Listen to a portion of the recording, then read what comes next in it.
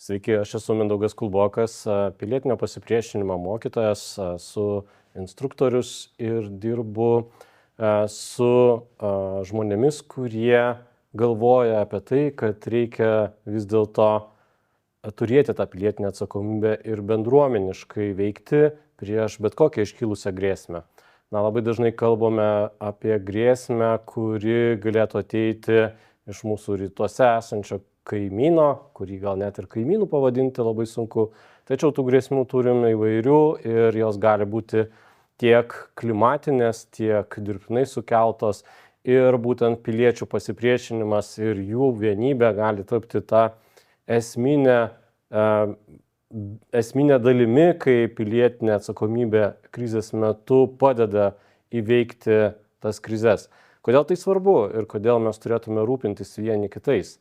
Labai dažnai turbūt galvojame per save, per savo prizmę ir mums atrodo, jeigu mes esam pasirengę, tai mes būsime išgyvenę, mes būsime šiek tiek laimingesni negu kiti, bet nutinka labai dažnai, kad bendruomenėje supa mus įvairaus pajėgumo žmonių, įvairaus amžiaus žmonių su savo individualiais poreikiais ir čia svarbu visą laiką, kad mes galvotume ne tik tai per save, apie save, bet galvotume ir apie greta mūsų esančius žmonės, artimuosius, bendruomenės narius. Ir pirmas dalykas, kuris turbūt mums visą laiką kirba, ar mes pasisveikiname laiptinėje su kaimynais, ar mes gebame atpažinti savo kaimyną ir pasakyti labas rytas kaimynė, kaip jums sekasi, gal jums reikia kuo padėti.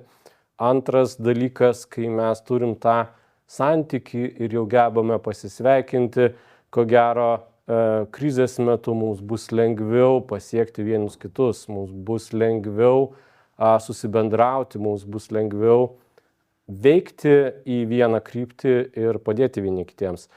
Kai kalbam apie išgyvenamumą ir mūsų pagrindinę sąlygą, kurios mes siekiame, tai yra išlikti sunkiu metu gyviems, akivaizdu, kad yra net posakis vienas lauke ne karys. Taigi padėdami vieni kitiems mes mažiname chaosą, mes keliame mūsų išgyvenamumo lygį ir akivaizdžiai tada susidėliojame tą žalos sumažinimą. Kiekvienas žmogus turi būti pasirengęs ir ką mes šiandien turėtume pasidaryti, kaip mes galėtume šiandien būti bendruomenėje susikalibravę savo santykius, kai ištiks galima krizė, kad mes veiktume išvien. Iš tikrųjų jau ir ankstesnėse tinklalaidėse ir labai daug esate girdėję apie tai, kad turim turėti 72 valandų išgyvenamumo rinkinį. Vanduo, maistas, apranga. Mes turim kalbėti apie tai, kad turi būti padarytas planas šeimai. O klausimas vienas ir labai paprastas, ar užtenka vieno plano. Ir jeigu mes bendruomeniškai veiksime ir galėsime vieni kitiems padėti, tai mūsų išgyvenamumas kils į ženkliai kitokį lygmenį. Kai kalbame apie pagalbą ne tik savo, bet ir kitiems, visų pirma mes kalbame apie pagalbą silpnesniems, apie pagalbą senjorams, apie pagalbą vaikams. Ir čia mes turim būti pasirengę tą ištiesti ranką ir dalintis visų tuo, ką mes esame pasiruošę. Turbūt būtų naivu kalbėti ir galvoti, kad visi žmonės turės 72 valandų rinkinius, visi žmonės bus pasirūpinę vandeniu ir greta mūsų kaimynai nepadarys lemtingos klaidos. Nelikim abejingi ir dalinkimės toj situacijoje viskuo, ką turime, nes tik tai taip mes galim padėti vienas kitiems. Šiuo metu, kai jokio pavojaus nėra ir mes kalbame apie tik hipotetinius dalykus, kai gali mus gal užklupti stiprus sniegas ir netektume elektros energijos, būtina tikrai ta vadinama savišvieta arba dalinimasis informacija. Kviečiu ypatingai tas bendruomenės, kurios susijungia ir susieina į susirinkimus mokyklose, darželiuose, kalbėti ne vien tik tai apie kasdieninius dalykus, vaikų ugdymo poreikius, kalbėti ne tik tai apie tai, kad reikia galbūt papildomų lėšų pratyboms ar kažkokiam šventėms, kalbėti ne tik apie šventes, bet apie galimybės, kaip mes ekstremalioje situacijoje toj bendruomenės daly galėtume veikti. Ir jau šiandien turėtume nelikti abejingais ir pasiūlyti tą pagalbą ir taip treniruoti save. Kai kalbam apie garbaus amžiaus žmonės, nesunkugi paskambinti į duris ir paklausti, o gal jums reikia atnešti kažką iš parduotuvės ir turėti būtent tokį ryšį. Kai kalbam apie vaikus, kurie gal ilgą distanciją eina į mokyklą, gal susikooperuokim ir tapkim bendruomenėje vieningi, paveškim vaikus, nevažiuokim vieni automobilyje. Ir visą tai ugdo mums įprotį, kuris tuo metu, kai ištiks nenumatyti dalykai, padės mums išvengti ekstremalių situacijų. Ar visą tai gali tapti mūsų gyvenimo įpročiu? Akivaizdu, kad taip. Ir tik taip mes galėtume toliau tuo sunkiu metu pasitreniravę veikti išvien. Yra labai daug dalykų, kuriuos galim pasimokyti teoriškai ir galvoti į ateitį, kas būtų mums naudinga.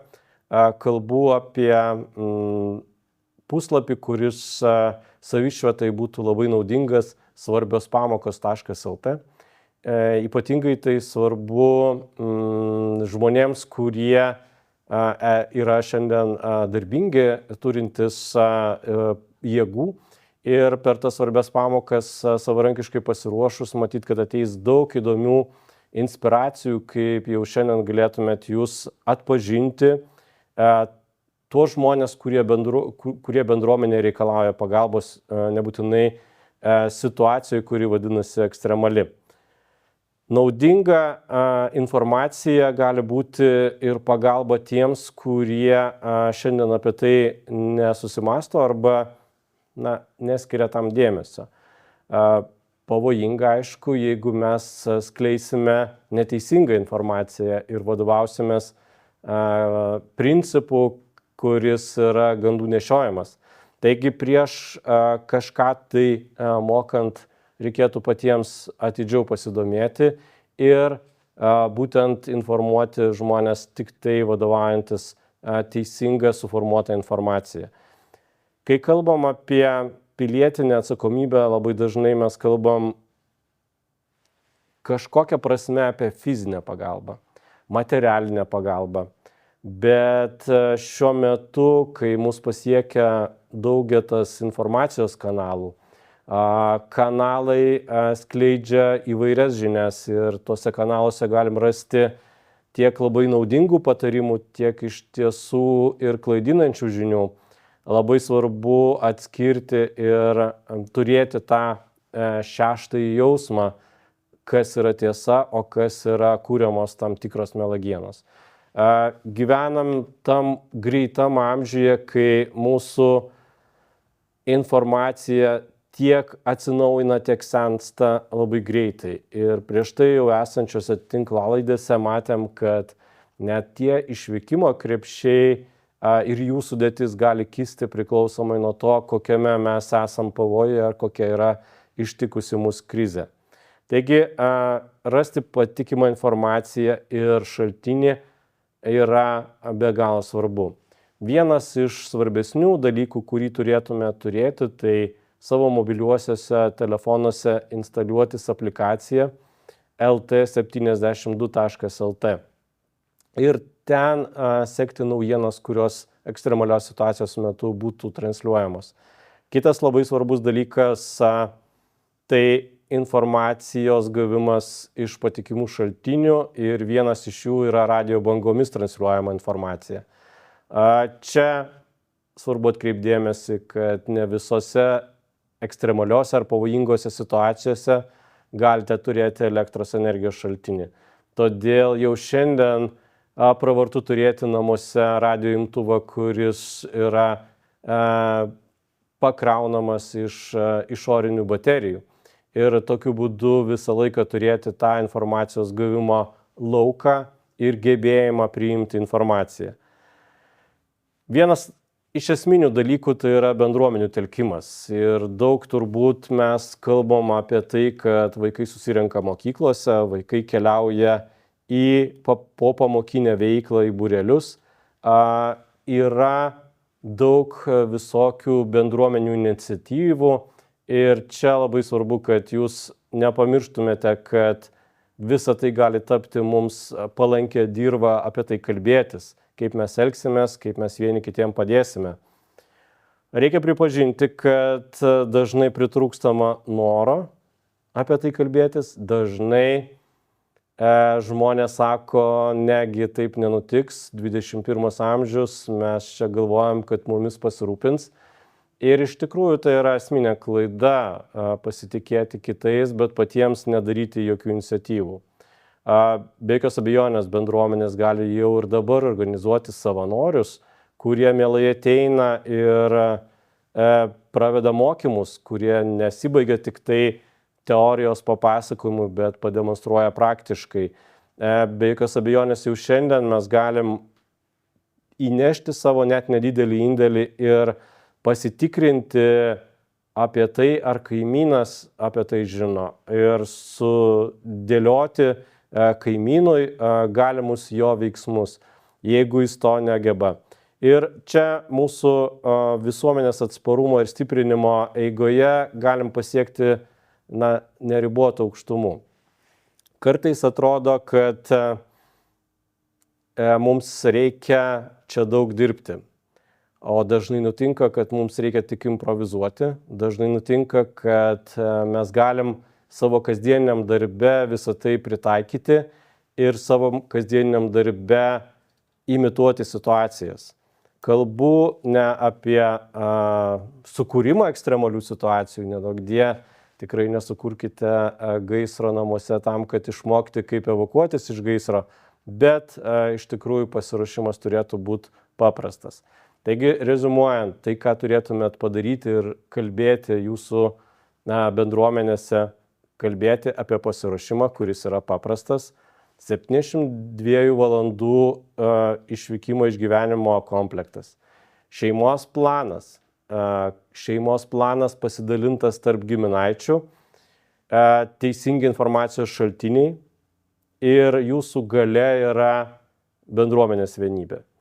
Tikslas, kurį visi turėtume turėti, tai bendruomenės turėtų veikti taip, kad išlikti saugiems ir betarpiškai padėti kitiems.